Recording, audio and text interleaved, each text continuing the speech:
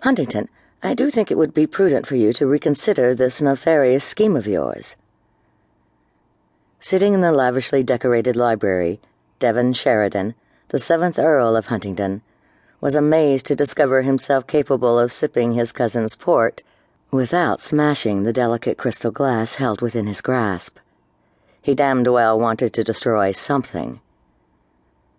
But he had learned at an early age to always project a veneer of civilization, regardless of his true feelings, particularly when his emotions bordered on the barbaric, as they so often did of late. Slowly he lifted his gaze to the man seated in the leather chair behind the immense mahogany desk. "I'm not the first nobleman to marry an heiress in order to refresh the family coffers," he reminded Christopher Montgomery, the Earl of Ravenhurst. "Nor do I expect that I shall be the last. Marrying money, after all, is considered a perfectly acceptable and reputable undertaking."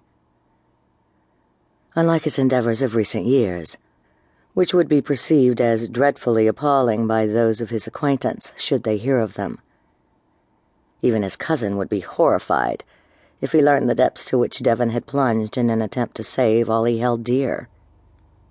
His ancestral estate was deteriorating, and the land that had once supported tenants was becoming barren.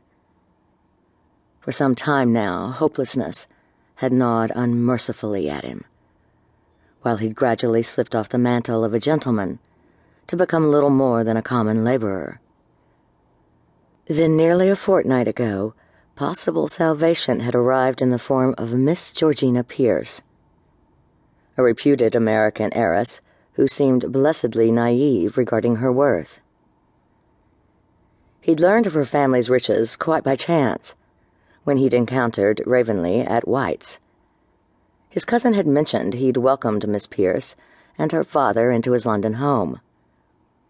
Their roots were strongly embedded in Fortune, a small town in Texas, where Ravenhurst had met his present wife and her brood of daughters.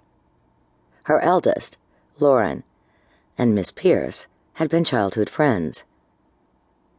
Devon's circumspect investigation into Nathaniel Pierce's financial situation had revealed he'd amassed a small fortune during America's Civil War. That he had done so by defying the blockades didn't matter. Following the war, he'd sold much sought-after items at what some people considered exorbitant prices. He'd also dabbled in land speculation, and it was rumored he'd recently taken an interest in railroads. Apparently he was a jack of all trades, with a golden touch. But American women, especially those from Texas, particularly those from Fortune, are not always malleable, Ravenhurst stated. Devon quirked a dark brow. "Had a bit of trouble taming the little wife, did you?" His cousin narrowed his pale blue eyes in warning. Devon knew it was a foolish man who taunted his benefactor. As a rule, he tended not to be foolish. Proud, yes, beyond measure, but foolish? No. Pride was a dominant family trait, and true to form, Ravenhurst would not add sparks to the dying embers of gossip. Although Devon readily admitted Ravenhurst seemed more than content now. He had heard the rumors bandied about that his cousin's Texas bride had not initially adjusted well to life in her new country. These women were forged in the fires of a difficult life.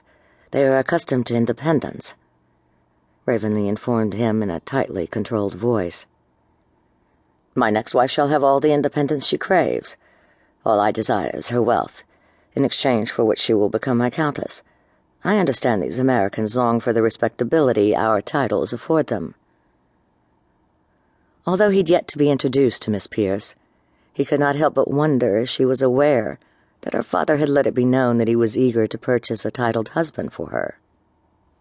"Although our society is fraught with marriages of convenience and political alliances, I can imagine nothing lonelier than being married to someone you do not love."